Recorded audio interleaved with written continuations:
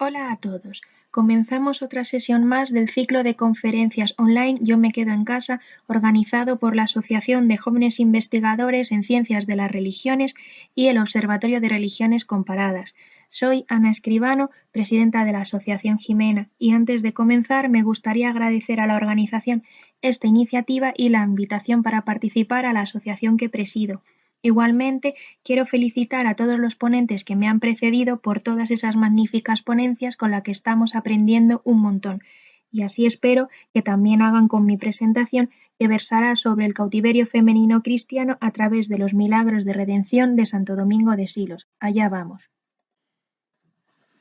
Seguramente muchos de vosotros conozcáis la villa de Santo Domingo de Silos en Burgos, pero para aquellos que no, vamos a dar unas breves pinceladas. Santo Domingo de Silos es una villa y un monasterio benedictino situados en las montañas del sudeste de la provincia de Burgos, a unos 57 kilómetros de la capital.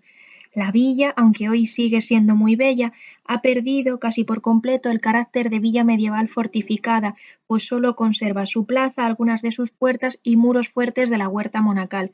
Sin el monasterio, con las reliquias del santo y las joyas que alberga en su interior, sus recuerdos hubieran caído en el olvido. En este lugar, al que animo a todos cuando acabe este confinamiento a que le realicemos una visitilla, es donde comienza la historia de nuestro santo, Domingo de Silos. Teniendo en cuenta su obra, los documentos contemporáneos y la tradición establecida, paso a resumir brevemente la biografía del más famoso abad de Silos. Santo Domingo nació alrededor del año 1000 en Cañas, La Rioja, en el seno de una familia profundamente cristiana. Ellos eran dueños de una pequeña hacienda y de algún ganado que confiaron a Domingo para su cuidado. Sin embargo, esta vida no le satisfacía y quiso ser ordenado sacerdote, hecho que cumplió con 26 años de edad. Como esta vida tampoco era de su agrado y tenía unas ansias de perfección, se retiró a hacer vida de ermitaño en una cueva de la serranía riojana, poblada por entonces de numerosos eremitas. Tras un año y medio entregado a la oración, decidió abandonar esta soledad y llamó a las puertas del monasterio de San Millán de la Cogolla, que era el más ilustre monasterio riojano, donde tomó el hábito benedictino de manos del venerable abad don Sancho. Poco tiempo después, este mismo abad le confía la restauración del priorato de Santa María de Cañas, que era uno de los más pobres y arruinados de los dependientes de San Millán de la Cogolla.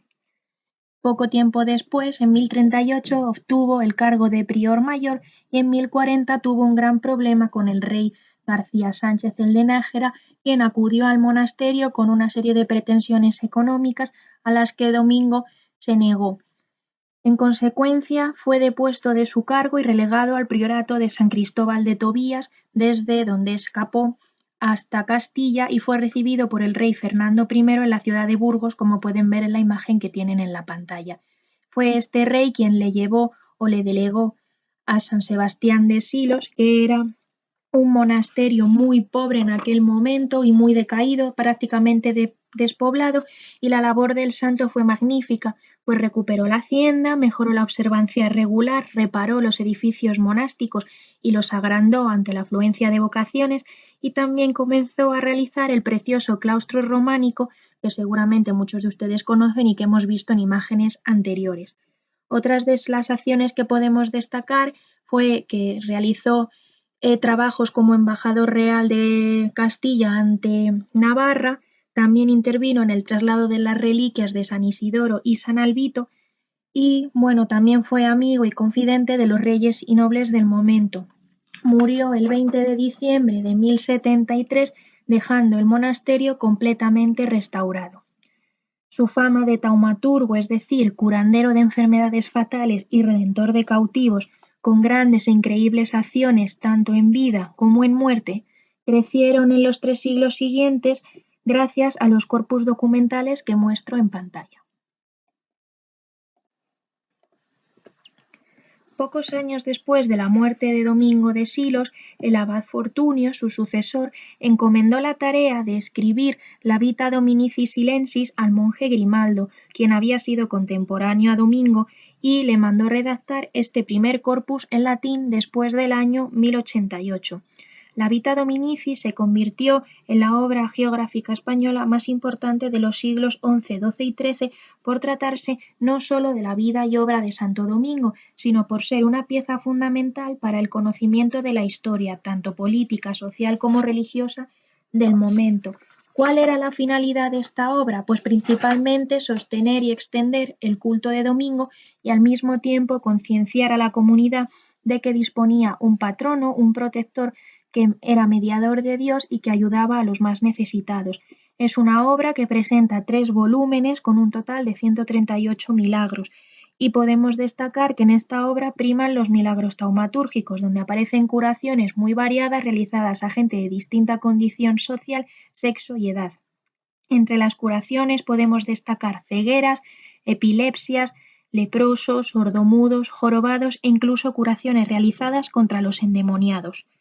Centrándonos en lo que nos interesa, los cautivos, que como definición base podríamos tomar esta que nos da Alfonso X el Sabio en sus partidas, podríamos decir que son aquellos que caen en prisión de hombres de otra creencia, es decir, tomados por los musulmanes, que sufren en sus carnes un sinfín de malos tratos y que, bueno, son llamados con derecho cautivos porque esta es la mayor pena que los hombres pueden tener en este mundo.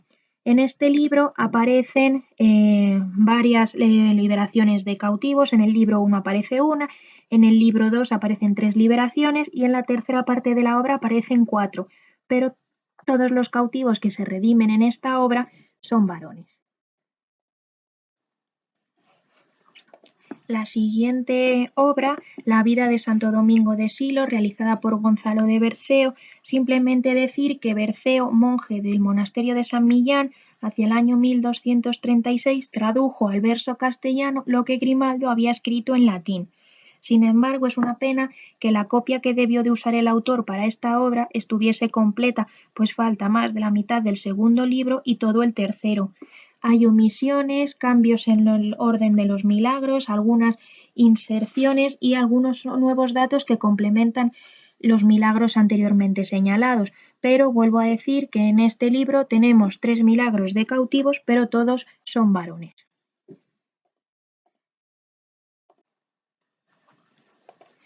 Sin embargo, este hecho ya cambia en la tercera obra, Los milagros romanzados de Pero Marín. Pocos años después, otro monje de Silos, Marín, se va a dedicar a poner por escrito las narraciones que en viva voz los cautivos realizaban nada más llegar a Silos, donde contaban cómo Santo Domingo los había liberado de su cautiverio. En esta obra, con un total de 91 milagros, 10 concretamente de taumaturgia y 81 de liberación de cautivos, vemos cómo en una deliciosa prosa castellana narra todas las vicisitudes del cautiverio y la liberación de aquellos que al llegar a Silos depositaban ante el sepulcro del santo los grilletes que habían servido de su prisión. Dentro de estos 81 milagros de redención de cautivos, destacamos los 10 milagros de liberación de mujeres cristianas cautivas. Vistos estos 10 milagros de liberación de cautivas, vamos a intentar realizar un recorrido desde la caída en cautividad hasta su liberación, haciéndonos una serie de preguntas como cuál es su procedencia, cómo era su vida cotidiana dentro de la cautividad, qué labores hacían, si llevaban grilletes, si vivían en mazmorras o cómo fue el momento de su llegada a Silos. Aquí les dejo una descripción, una tabla descriptiva de todas las cautivas con su respectivo número de milagro y algunas de las respuestas que podemos encontrar a estas preguntas que he planteado.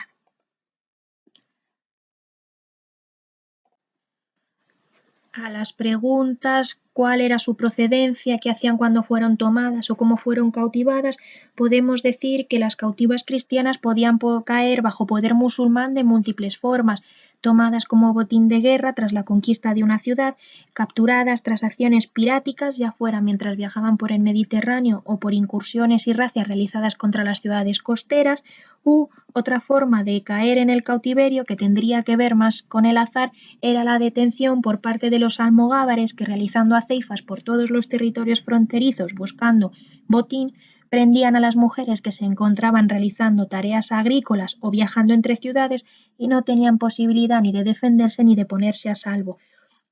Como ejemplos podemos citar el milagro de número 33, la familia de Mencía de Lorca labraba su huerta cuando un grupo de musulmanes realizaron una correría y se los llevaron cautivos. María Pascual, del milagro 70, se encontraba guardando ovejas en un cortijo cuando fueron tomadas por el adalid de Málaga. O María Pérez, del 71, que llevaba comida a unos cavadores en las viñas de Lucena cuando fueron llevados por un grupo de caballeros musulmanes. Realizado con el azar, también podemos ver el ejemplo de la toma de la cautiva Ela, que viajaba con un grupo que acompañaba a don Sancho, el futuro Sancho IV, cuando éste iba a Algeciras. O también la cautiva María Miguel de Córdoba, que viajaba junto a su marido desde Córdoba a Murcia, cuando fue cautivada por el almocadén de Vélez Blanco. Independientemente de dónde y cómo fuera la toma de las cautivas, los tormentos comenzaban desde el primer momento de la captura y sobre todo el momento de mayor dolor cuando eran atadas, ya fueran con cuerdas, cadenas, grilletes, pues los ejércitos de estas razas iban bien provistos de dichos utensilios para tener mayor control de las mismas y evitar fugas. Como ilustraciones de estos hechos podemos apreciar en las pinturas existentes en una de las casitas junto a la torre del Partal de la Alhambra una escena, es un retorno de una expedición militar granadina en la que aparece una cautiva conducida en un camello y personajes con cepos en los pies y otros con sus manos en el interior de un cepo. Otra imagen mucho más moderna es la realizada para uno de los artículos de la revista Despertaferro de hace unos años que ilustra muy bien este momento. Pero, ¿por qué se cautivaban mujeres? El motivo de este cautiverio es muy sencillo y es que conforme a la mentalidad de la época, las mujeres se convirtieron en el máximo instrumento para deshonrar al enemigo. No debemos olvidar que la práctica sistemática del cautiverio, la violencia o la violación de mujeres durante los enfrentamientos militares está atestiguada por numerosos textos que no he querido traer aquí y que muestran cómo se utilizaba la violencia contra ellas como fórmula eficaz de humillación del enemigo, tomando mujeres, adultas, jóvenes e incluso niñas de todos los lugares y condición social. Tras su toma, todas estas mujeres forman parte del botín junto con todos los bienes que se hubiesen tomado y pasarían a ser repartidas entre los soldados que hubiesen participado en la misma. A las preguntas de si fueron vendidas, cuánto cuesta una cautiva o quiénes fueron sus amos, comenzamos que pasado este trance, la mayoría de las cautivas serían vendidas en mercados y zocos de las distintas ciudades granadinas.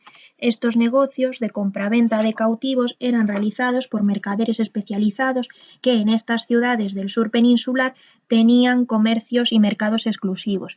Y allí las mujeres eran ofrecidas a los mejores pagadores. En tanto que los cautivos, ya fueran hombres o mujeres, se consideraban una mercancía, toda su legislación y materia jurídica aparece en los capítulos dedicados a las ventas. De igual modo, como cualquier otra mercancía, la calidad del cautivo influía de manera determinante en su precio y asimismo la ley de la oferta y la demanda hacía que su precio variase en función de su existencia o no. En numerosos milagros la información es algo parca, puesto que en algunos simplemente se dice que las muchachas fueron vendidas en almoneda en algún mercado del sur peninsular, como en el de Málaga, donde vendieron a María Pascual, o a María Pérez, que fue vendida en el mercado de Ruth. Pero más completos son los milagros en donde se nos dan los nombres de los amos de estas cautivas y los precios pagados por ella. María Aparicio, del milagro 50, fue vendida en el mercado de Málaga por 19 doblas a un tal Maumat. María Miguel, del milagro 78, fue vendida en el mercado de Alecum.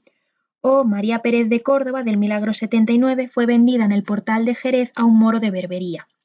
Igualmente, podemos encontrar la venta y separación de familias. Los documentos de la época afirman que no era raro encontrarse en dichos mercados a familias cristianas completas en venta que, por caridad, se adquiría en su totalidad por un adinerado propietario. Pero, sin embargo, hubo casos de venta sin tener en cuenta las relaciones familiares. Esto es lo que le ocurrió a la familia de Mencía. El marido fue comprado por el Arrayaz de Andarax, mientras que ella y su hijo fueron comprados por el de Guadix, y de ellos ya no tenemos más noticias en el relato. Igualmente le pasó a Teresa, la cautiva del milagro 49. Ella fue separada de su hermano y tampoco volvemos a tener noticias de ella en lo que nos queda de milagro.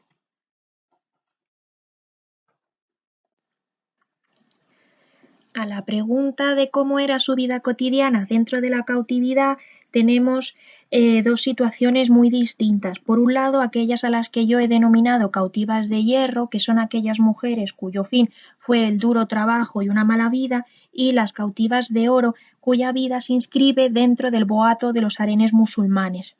Con respecto a las primeras, las cautivas de hierro, en los milagros que se refieren a estas mujeres no hay una gran información como sí que ocurre con los varones.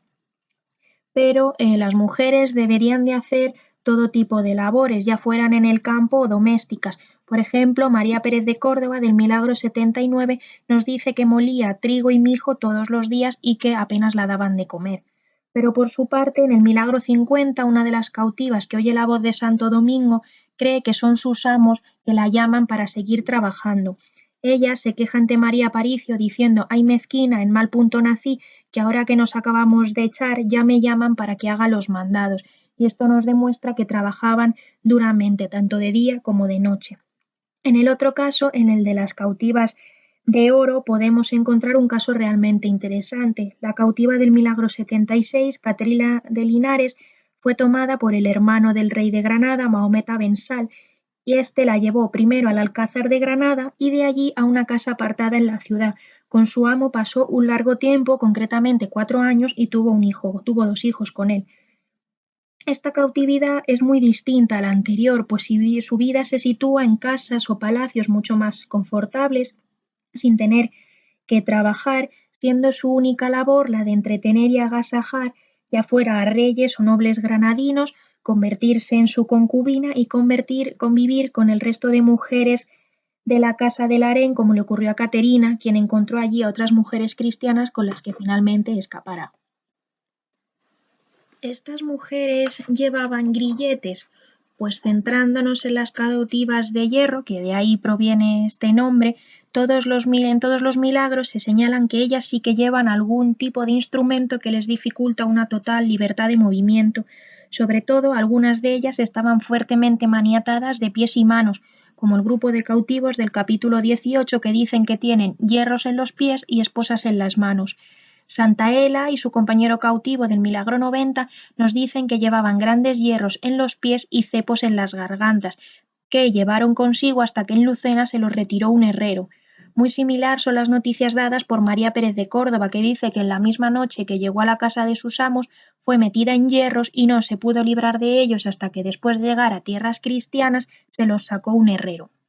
Con respecto al uso de hierros y grilletes, hay que decir que son muchos los investigadores que no están totalmente seguros de que fueran usados por mujeres, e incluso destacan un uso exagerado en la geografía medieval.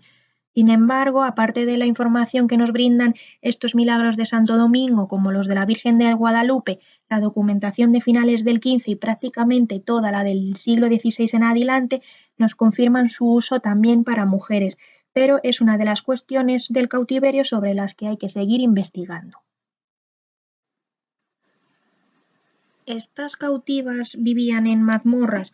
Pues es otra de las cuestiones sobre la que hay que seguir investigando, es el uso de mazmorras o silos como lugares de reclusión. Los milagros analizados no especifican si son mazmorras o no, y todos señalan que se encuentran recluidos en cárceles o prisiones. Sin embargo, podemos suponer que muchos de ellos sí estuvieron en mazmorras, pues como dicen los cautivos del capítulo 18, se encontraban en una cárcel con 14 brazos de fondo, o como dice María Aparicio, fue enviada a una cárcel muy honda. Estas descripciones podrían llevarnos a las mazmorras subterráneas estudiadas por Leopoldo Torres Balbás en la propia Alhambra, que son grandes espacios subterráneos en forma de botella desde donde no se podía escapar. Estas mazmorras no solo se encuentran en la Alhambra, sino que se encuentran repartidas por todas las ciudades y fortalezas andalusíes, como en Alhama, las 3 existentes en la Alcazaba de Málaga, que fueron señaladas por el viajero alemán Münzer. Igualmente, este viajero también destacó las que se encuentran en la Alhambra, donde señala que hay 14 profundas cuevas, muy estrechas por la parte alta, con un solo orificio de mucha profundidad y cavadas en la misma roca. No habla sino de las mazmorras que se sitúan en la colina del Mauror, en el Carmen de los Mártires, a los pies de la Alhambra, que pueden verse en las imágenes de la pantalla.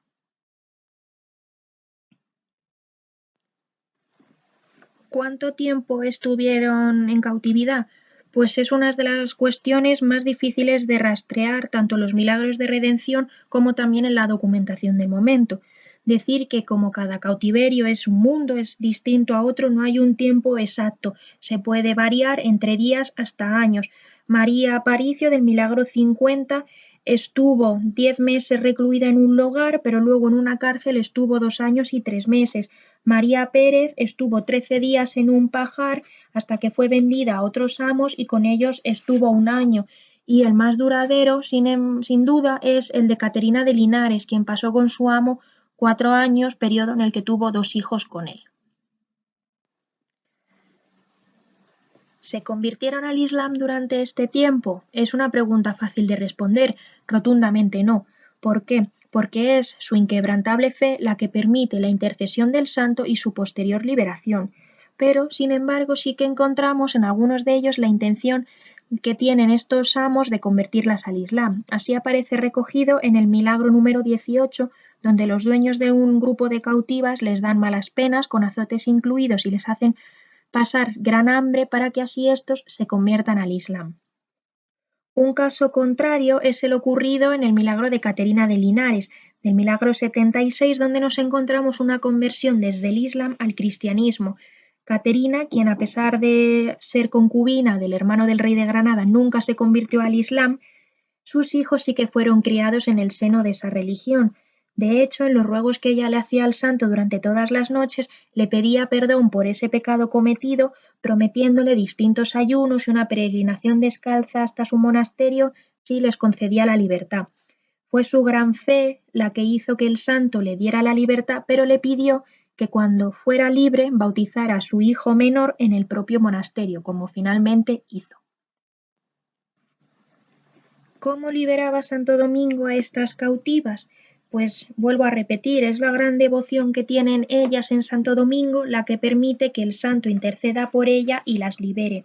En las narraciones, las cautivas ruegan de noche a Dios, a la Virgen y a Santo Domingo por su liberación, remarcando que soportan muchos pesares y que no quieren morir en tierras de moros. Sin embargo, aquí el santo no va a obrar del mismo modo. En algunos casos, el santo habla a un grupo de cautivos en sueños y les ordena que salgan sin miedo de su lugar de reclusión. Pero ocurre lo contrario, algunas cautivas desconfían y temen salir porque creen que son sus amos los que les están tendiendo una especie de trampa para luego cautivarlos después. En segundo lugar, el santo los habla en sueños y les dice que salgan de las ciudades donde se encuentren y vayan a asilos, y cuando se despiertan estas cautivas ven que es cierto porque sus hierros y cadenas están rotos en el suelo.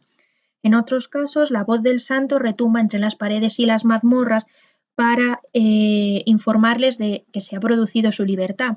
En otros capítulos, el santo se aparece mediante una claridad que les guía para salir de su prisión y les acompaña durante todo el camino que van a realizar desde la ciudad a donde se encuentran hasta llegar al monasterio.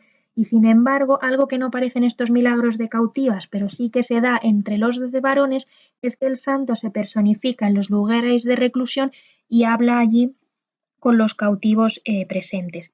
Pero la ayuda del santo no acaba aquí, pues a nuestro santo no se le resiste ningún obstáculo que separe a sus fieles de la libertad y por ello abre puertas imposibles, aplana mazmorras subterráneas, mueve todo tipo de objetos, abre accesos a las puertas de casa y de las ciudades y también destacar cómo Santo Domingo ejerce un poder sobre los seres vivos, ya sean animales o personas, que reunidos alrededor de la cárcel para asegurar la vigilancia de las cautivas, al liberarlos, los soldados caen en un profundo sueño o los perros no ladran, que es como vemos en este relieve cuando Santo Domingo está liberando a una serie de cautivos, mientras el vigilante, la figura que está a la derecha del retablo, está impasible, mientras los demás se quitan sus hierros y huyen del lugar.